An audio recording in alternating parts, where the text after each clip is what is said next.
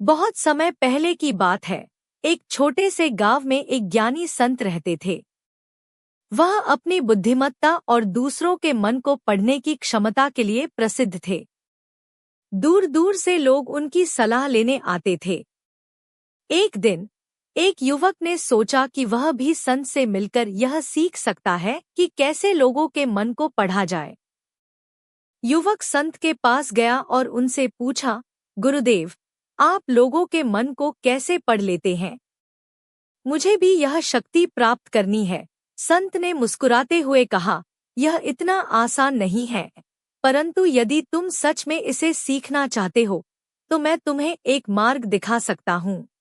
युवक ने तुरंत सहमति दी। संत उसे एक सुनसान रास्ते पर ले गए और एक बड़े पत्थर के पास बैठ गए। उन्होंने युवक से कहा, इस पत्थर को ध्यान से देखो और उसकी गति को महसूस करो। युवक ने चौंक कर कहा, गुरुदेव, यह पत्थर तो स्थिर है, इसकी कोई गति नहीं है। संत ने हंसते हुए कहा, ठीक वैसे ही इंसान के विचार और भावनाएं भी तब तक स्थिर दिखती हैं जब तक तुम उन्हें सही रूप से देखते हो। यदि तुम ध्यान से देखोगे, समझोगे कि हर व्यक्ति के मन में विचारों का एक सैलाब है। उन्होंने समझाया, लोगों के मन को पढ़ने का अर्थ है उनके विचारों, भावनाओं और इरादों को समझना।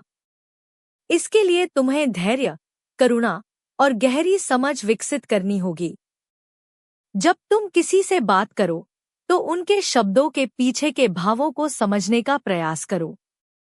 उनकी आंखों में झांको, उनकी शरीर की भाषा को देखो और सबसे महत्वपूर्ण, अपने भीतर शांति लाओ ताकि तुम उनकी भावनाओं को बिना किसी पूर्वाग्रह के समझ सको। युवक ने संत की बातों को गहराई से सुना और उसे समझ में आने लगा कि लोगों के मन को पढ़ने के लिए खुद के मन को पहले शांत और केंद्रित करना होगा। यह कहानी हमें यह सिखाती है कि दूसरों के मन को पढ़ने के लिए पहले हमें अपने मन को समझना और नियंत्रित करना आवश्यक है। जब हम खुद के भीतर की शांति को पाते हैं, तब हम दूसरों की भावनाओं और विचारों को सही ढंग से समझ सकते हैं।